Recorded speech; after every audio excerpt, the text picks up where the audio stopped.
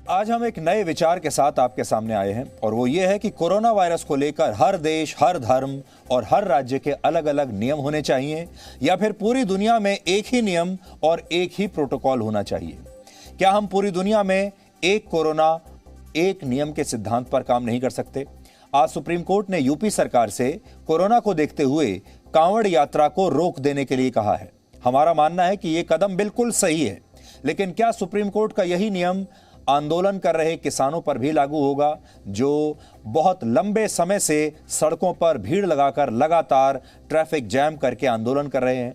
अगर पूरी दुनिया की बात करें तो जो नियम कुंभ पर लागू होते हैं, क्या वही नियम यूरोप में फुटबॉल के दर्शकों पर भी लागू होंगे? सच्चाई यह है कि कोरोना वायरस को लेकर दुनिया के हर देश और हर सरकार के पास अलग अलग नियम हैं, अलग अलग सोच है और इस सोच में भी कई बार विरोधाभास देखने को मिलता है। जैसे कुंभ की भीड़ सबको चुभती है, लेकिन फुटबॉल के फैंस की भीड़ किसी को नहीं चुभती। यानी दुनिया के अलग अलग हिस्सों में भीड़ को लेकर भी अलग अलग नियम हैं, अलग अलग सोच है। इसलिए आज हम इन्हीं डबल स्टैंडर्ड्स को आपके साथ मिलकर चुनौती देंगे और सबसे पहले आपको यह बताते हैं कि आज यहां भारत में सुप्रीम कोर्ट में क्या हुआ। आज सुप्रीम कोर्ट में इस बात पर बहस हुई कि उत्तर प्रदेश में कांवड़ यात्रा को दी गई मंजूरी पर रोक लगाई जाएगी या नहीं, यानी कांवड़ यात्रा होगी या नहीं होगी। अदालत ने इस मुद्दे पर केंद्र सरकार और उत्तर प्रदेश की सरकार का पक्ष जाना और इस पर दो अहम टिप्पणियां की। पहली बात कोर्ट ने जो कही वो ये कि किसी भी तरह की भावनाएं, चाहे वो धार्मिक हो या धार्मिक ही क्यों ना हो, वो स्वास्थ्य और जीवन के अधिकार से ऊपर नहीं हो सकती। यानी धर्म जीवन के अधिकार से ऊपर नहीं है। कोर्ट ने आगे कहा कि ये सभी भावनाएं इन मौलिक अधिकारों के अधीन आती हैं, लेकिन इनका महत्व स्वास्थ्य और जीवन के मौलिक अधिकारों से बड़ा नहीं हो सकता। कोर्ट की इन टिप्पणियों का सरल अर्थ यह है कि सुप्रीम कोर्ट कांवड़ यात्रा को दी गई मंजूरी के पक्ष में नहीं है। दूसरी बात यह कही कि उत्तर प्रदेश सरकार को अपने इस फैसले पर फिर से पुनर्विचार करना चाहिए और अगर सरकार कांवड़ यात्रा को लेकर ठोस कदम उठाने में नाकाम रहती है तो फिर अदालत इस पर फैसला लेने के लिए मजबूर हो जाएगी। अदालत ने यह बात यूपी सरकार की तरफ से दिए गए जवाब पर कही है। जवाब में यूपी सरकार ने कहा था कि वो 25 जुलाई से सांकेतिक रूप से कांवड़ यात्रा कराने के पक्ष में है। वो चाहती है सांकेतिक यात्रा हो और उसने ये तय किया है कि वैक्सीन लगवा चुके लोगों को ही इस यात्रा में भाग लेने दिया जाएगा। यानी वो सारे श्रद्धालु जिन्होंने वैक्सीन लगवा ली है उन्हें ही कांवड़ यात्रा पर जाने की इजाजत मिलेगी। लेकिन अदालत यूपी सरकार के इस जवाब से संतुष्ट नहीं हुई और उन्होंने एक और मौका देते हुए सोमवार तक इस पर कहा है कि सरकार अपना अंतिम जवाब दे। अब इसमें खबर यह है कि उत्तर प्रदेश की सरकार चाहती है कि सांकेतिक रूप से ही सही, लेकिन कांवड़ यात्रा का आयोजन तो होना ही चाहिए और सुप्रीम कोर्ट इसके पक्ष में बिल्कुल नहीं दिखता। केंद्र सरकार ने भी आज इस पर अपना पक्ष रखा और दो बड़ी बातें कही।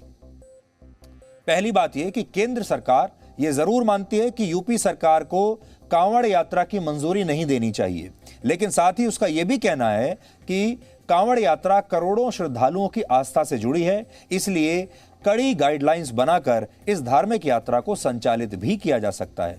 केंद्र सरकार ने इसके लिए सुझाव दिया। सुझाव यह है कि यूपी सरकार पवित्र गंगा जल को टैंकर्स के जरिए टैंकर्स में भरकर अलग अलग जगहों पर उपलब्ध कराए ताकि आसपास के श्रद्धालु वहीं से यानी टैंकर से ही गंगा जल ले सकें और अपने पास के शिव मंदिरों में जल अभिषेक कर सकें। अब सवाल यहां यह नहीं है कि कांवड़ यात्रा होनी चाहिए या नहीं, सवाल यह है कि क्या किसान आंदोलनों को लेकर क्या सुप्रीम कोर्ट का यही रुख होना चाहिए या नहीं होना चाहिए। जो सुप्रीम कोर्ट ने कांवड़ यात्रा को लेकर कहा है हम उसका पूरा समर्थन करते हैं, बिल्कुल सही बात है।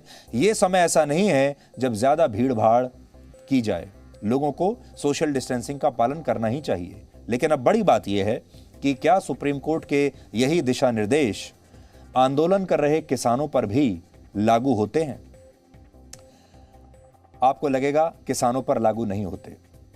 कोरोना पूरी दुनिया के लिए एक है और यह बीमारी किसी धर्म, जाति और देश के साथ भेदभाव नहीं करती। इसमें अमीर गरीब सब बराबर हैं, चाहे श्रद्धालु हो, चाहे किसान हो, चाहे पर्यटक हो। यह बीमारी किसी को नहीं छोड़ती। ये कांवड़ यात्रा में भाग लेने वाले श्रद्धालुओं से भी फैल सकती है। दिल्ली की सीमाओं पर पिछले 8 महीने से आंदोलन कर रहे किसानों से भी फैल सकती है। लेकिन इसके बावजूद सुप्रीम कोर्ट कांवड़ यात्रा के आयोजन को लेकर तो स्वतः संज्ञान लेता है, लेकिन वो किसान आंदोलन पर कभी कुछ नहीं कहता और जो अंतिम फैसला है वो सरकार पर ही छोड़ देता है। आपने देखा होगा बहुत सारे लोगों ने ये कोशिश की कि वो अदालतों में जाएं और कहें कि किसानों का जो आंदोलन है वो ऐसे समय में नहीं होना चाहिए, उसे समाप्त कराना चाहिए, लेकिन अदालतों ने खुद फैसला नहीं लिया, सरकारों पर छोड़ दिया। अब से कुछ घंटे पहले केरल की सरकार ने ईद को देखते हुए कोरोना की अपनी गाइडलाइंस में 3 दिन की ढील दे दी है। 18, 19 और 20 जुलाई को केरल में वो तमाम दुकानें रात 8 बजे तक खुली रहेंगी, जहां से ईद मनाने वाले लोग अपना सामान यानी नए कपड़े, खाने पीने का सामान, सोना चांदी और भी जो बाकी चीजें हैं वो खरीदते हैं। सोचिए इस दौरान इन दुकानों पर लोगों की कितनी भीड़ होगी और क्या यहां खरीदारी करने वाले लोगों से कोरोना की नेगेटिव रिपोर्ट यानी वैक्सीन लगाए जाने का सबूत भी मांगा जाएगा।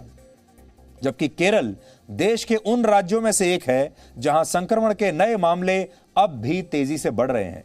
पिछले 24 घंटे में केरल में 14,000 नए मरीज मिले हैं और केरल ने इस वीकेंड पर लॉकडाउन लगाने का भी फैसला किया था, लेकिन अब ईद को देखते हुए केरल की सरकार ने अपने नियमों को नरम कर दिया है। तो धर्म में कितनी ताकत होती है ये आपने देख लिया। धर्म के सामने सरकारें भी झुक जाती हैं।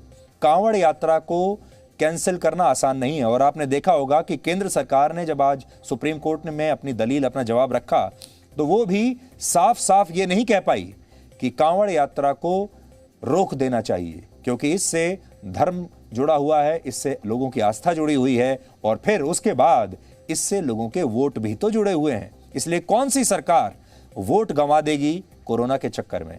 ना तो यूपी सरकार चाहती है और ना ही केंद्र सरकार चाहती है और ना ही केरल की सरकार चाहती है। फर्क सिर्फ इतना है कि यूपी के लिए जो महत्व कांवड़ की यात्रा का है, केरल की सरकार के लिए वही महत्व ईद का है। इसे विडंबना ही कहेंगे कि जब भारत में कोरोना की दूसरी लहर के दौरान हर रोज 4 लाख मामले आ रहे थे और हर दिन हजारों लोग मर रहे थे, बाजार और दफ्तर भी बंद थे, तब भी ये किसान आंदोलन ऐसे ही चलता रहा और सुप्रीम कोर्ट ने कभी भी इस पर स्वतः संज्ञान नहीं लिया। 2 तस्वीरें आप देखिए, इसीलिए हम आपको कह रहे हैं कि तस्वीरों को लेकर, भीड़ को लेकर भी हमारे देश में अलग अलग सोच है और डबल स्टैंडर्ड्स हैं। किसान आंदोलन से कोरोना वायरस नहीं फैलता, लेकिन कांवड़ यात्रा से फैलता है।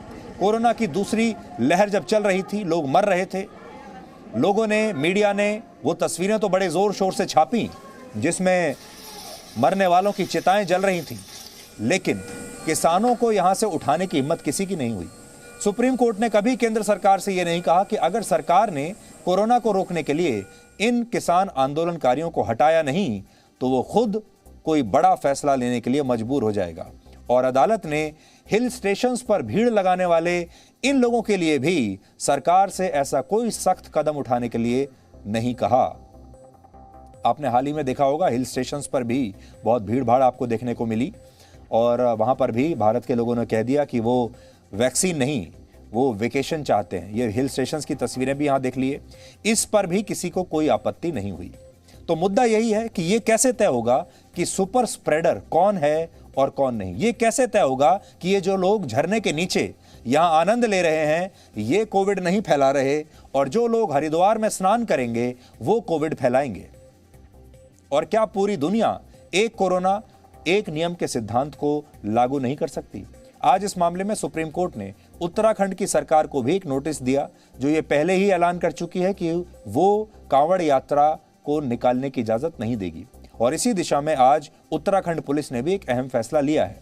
वहां की पुलिस ने कहा है कि 22 जुलाई से हरिद्वार का जो बॉर्डर है वो सील कर दिया जाएगा और नियम तोड़ने वाले लोगों को 14 दिन क्वारंटीन में रखा जाएगा। इसके अलावा उनकी गाड़ियां भी जब्त कर ली जाएंगी। इसलिए हमारे वो सारे दर्शक जो इस दौरान हरिद्वार जाने का प्लान बना रहे हैं उन्हें हम बता दें कि अगर आप इस दौरान हरिद्वार गए तो उत्तराखंड की पुलिस आपको 14 दिन का क्वारंटीन कराएगी और आपकी गाड़ियां भी जब्त कर ली जाएंगी। बाद में आप मत कहिएगा कि बताया नहीं, चेतावनी नहीं दी। इलेक्ट्रॉनिक मीडिया, प्रिंट मीडिया के माध्यम से, हमारा सोशल मीडिया अकाउंट के माध्यम से जो है लोगों को हम जागरूक कर रहे हैं कि कावड़ मेला इस बार स्थगित है। सो जो भी कावड़ मेला में कावड़ लेने के लिए आते हैं वो इस बार हरिद्वार में ना आए और जो आसपास का जो गंगा जी का घाटों में पानी लेकर जो है उन्होंने जल चढ़ाने का ये करें करके हम उनसे अनुरोध कर रहे हैं। और यदि कोई आएगा तो उसका विधिवत जो है कार्रवाई भी होगा, जैसा 14 दिन का क्वारंटाइन का भी हम प्रावधान कर रहे हैं। और जो भी वाहन लेके डाक और इस टाइप का आएंगे, डीजे लेके आएंगे, ये सारी चीज़ जब्त होगा, उनको ऊपर मुकदमा भी होगा। इस चीज़ को हम बता रहे हैं। और इसमें जो भी राज्य से हमारे पास बड़ी मात्रा में श्रद्धालु आते हैं, उसी राज्य में हमारा टीम भेज के उसको भी व्यापक प्रचार हम कर रहे हैं कि जो है वो लोगों को जागरूक करें। जैसा वहाँ का राज्य का रेलवे स्टेशन, बस अड्डे, यहाँ पैम्पलेट डिस्ट्रीब्यूशन वगैरह कर रहे हैं। यहाँ से जो ट्रेन जाएगा, बस जाएगा, उसमें भी हम पैम्पलेट का डिस्ट्रीब्यूशन करें ताकि वहाँ का लोग तक ये संदेश पहुँच जाएँ कि कावड़ मेला स्थगित है। सच्चाई है कि कोरोना वायरस को लेकर दुनिया के हर देश और हर सरकार के पास अलग अलग सोच है, अलग अलग नियम है। और आज हम आपको पूरी दुनिया से कुछ ऐसे उदाहरण आपको देना चाहते हैं। इसमें सबसे बड़ा उदाहरण अभी हाल ही में देखने को मिला है। स्पेन की सुप्रीम कोर्ट ने वहां पिछले साल लगाए गए लॉकडाउन को असंवैधानिक बता दिया है। वहां की सुप्रीम कोर्ट ने कहा है कि स्पेन के कानूनों के तहत वहां चेतावनी देने के 3 स्तर हैं। एक है इमरजेंसी यानी आपातकाल अगर लगा हो, दूसरा है एक्सेप्शन यानी अपवाद, और तीसरा है सीज यानी घेराबंदी होने पर जारी होने वाली चेतावनी। पिछले साल जब स्पेन में लॉकडाउन लगा तब वहां की सरकार ने इमरजेंसी की घोषणा कर दी थी यानी आपातकाल लगा दिया था। लेकिन अदालत का कहना है कि लॉकडाउन लगाने के लिए आपातकाल नहीं बल्कि एक्सेप्शन यानी अपवाद का कानून अपनाना चाहिए था, और इसी वजह से वहां लॉकडाउन को असंवैधानिक करार दिया गया है। यानी आप इमरजेंसी डिक्लेयर करके लॉकडाउन का पालन लोगों से नहीं करवा सकते, इसलिए यह अनकॉन्स्टिट्यूशनल है। स्पेन की सुप्रीम कोर्ट ने यह कह दिया है। स्पेन की सुप्रीम कोर्ट ने कहा है कि उसके फैसले के तहत जिन लोगों पर लॉकडाउन में नियमों के उल्लंघन पर जुर्माना लगा था, वो सारे लोग अब स्पेन की सरकार के खिलाफ मुकदमा कर पाएंगे और चैलेंज कर पाएंगे सरकार के उस फैसले का। सोचिए, सरकार ने लॉकडाउन लगाकर जितने लोगों की जान बचाई थी, वही लोग अब उसी सरकार पर मुकदमा करेंगे। इससे आपको यह पता चलेगा कि कैसे हर देश की सुप्रीम कोर्ट, हर देश की सरकार और वहां के लोगों की सोच कैसे अलग अलग है, और लोग एक साथ मिलकर कोरोना जैसी आपदा का भी सामना नहीं कर रहे। लंदन के इंपीरियल कॉलेज ने पिछले दिनों एक रिपोर्ट जारी की थी जिसमें यह अनुमान लगाया कि लॉकडाउन की वजह से यूरोप के 11 बड़े देश, जिनमें स्पेन भी शामिल है, वहां इससे 30 लाख लोगों की जान बची थी लॉकडाउन लगाने की वजह से। यानी अगर लॉकडाउन नहीं लगाते तो 30 लाख लोग और मर जाते। लेकिन अब इस बारे में कोई बात तक नहीं कर रहा, और इससे पता चलता है कि कोरोना तो एक है, लेकिन इसके खिलाफ पूरी दुनिया की एक नीति और एक नियम आज भी नहीं है। बड़ी बात यह है कि स्पेन में लॉकडाउन को वहां का सुप्रीम कोर्ट असंवैधानिक बताता है, लेकिन यही कोर्ट फुटबॉल के यूरो कप की बात नहीं करता। पिछले दिनों यूरोप और ब्रिटेन में यूरो कप का आयोजन हुआ था, और इस दौरान फुटबॉल के स्टेडियम में 50-50 हजार लोग एक साथ मैच देखने के लिए पहुंचे थे। वहां दंगा फसाद भी हुआ था, और इसकी वजह से कोरोना के मामलों में कई गुना तेजी आ गई। लेकिन ना तो स्पेन की सुप्रीम कोर्ट ने इस पर कोई टिप्पणी की और ना ही ब्रिटेन ने इस पर कुछ कहा। ब्रिटेन के प्रधानमंत्री तो खुद इन लाखों लोगों की भीड़ में यूरो कप का फाइनल देखने के लिए खुद वहां पहुंच गए थे, और इसके बाद हिंसा भी हुई थी। यानी इन लोगों को कुंभ में भीड़ की तस्वीरें तो बहुत चुभती हैं, लेकिन फुटबॉल के फैंस की भीड़ से इन्हें कोई आपत्ति नहीं है। ये डबल स्टैंडर्ड्स हैं। एक कोरोना के खिलाफ अनेक नियमों के सिद्धांत को आप दक्षिण कोरिया के उदाहरण से भी समझ सकते हैं।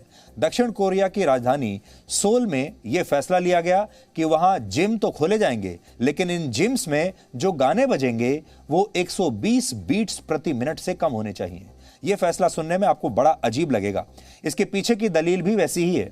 दक्षिण कोरिया की सरकार को लगता है कि जिम में लोग तेज गाने अगर सुनेंगे, ज्यादा तेज बीट वाले गाने सुनेंगे, तो वो तेज वर्कआउट करेंगे।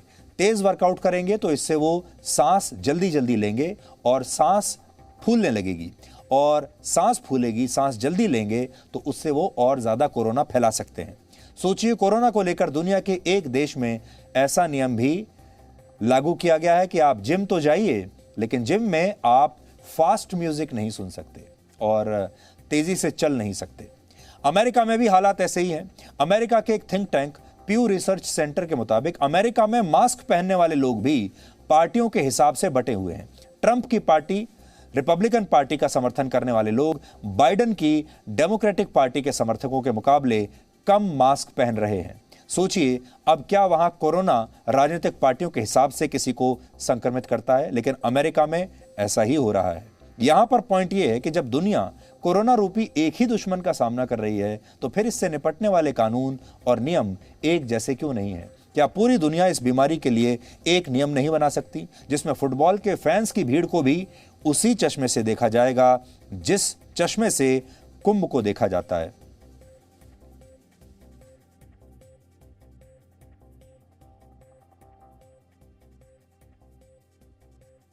उसे भी उसी चश्मे से देखा जाएगा जिस चश्मे से आज कांवड़ के यात्रियों को देखा जा रहा है, कांवड़ यात्रा को देखा जा रहा है। उसी चश्मे से ईद के दौरान खुलने वाली दुकानों और भीड़ को भी देखा जाएगा और उसी चश्मे से आंदोलन कर रहे किसानों को भी देखा जाएगा। क्या सबके लिए एक जैसी नजर और एक जैसा चश्मा नहीं हो सकता? क्या इन सब के लिए एक जैसा कानून नहीं हो सकता?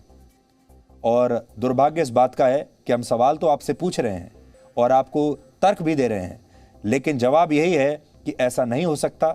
और पहले भी हमने यही देखा है और आगे भी हमें यही लगता है कि लोग इन सारी भीड़ों को, अलग अलग भीड़ को अलग अलग चश्मे से देखेंगे, अलग अलग विचारधारा से देखेंगे और लोग शाहीन बाग की भीड़ को जस्टिफाई करेंगे, जायज़ ठहराएंगे, किसानों की भीड़ को जायज़ ठहराएंगे शायद, लेकिन कांवड़ की भीड़ को जायज़ नहीं ठहराएंगे, कुंभ की भीड़ को जायज़ नहीं ठहराएंगे। यही हमारे देश में भी हो रहा है और यही विदेशों में भी हो रहा है। ये सारी बातें आज आपको इसलिए बताई कि इन सारी तस्वीरों के पीछे जो तर्क है उसे समझिए, इन सारी तस्वीरों के पीछे की जो राजनीति है उसे आप समझने की कोशिश कीजिए।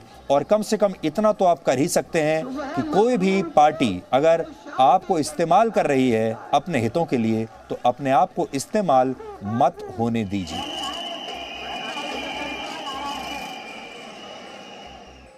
तो अलग अलग भीड़ के लिए अलग अलग चश्मे। Presenting B News app available on Google Play and App Store. Download it now.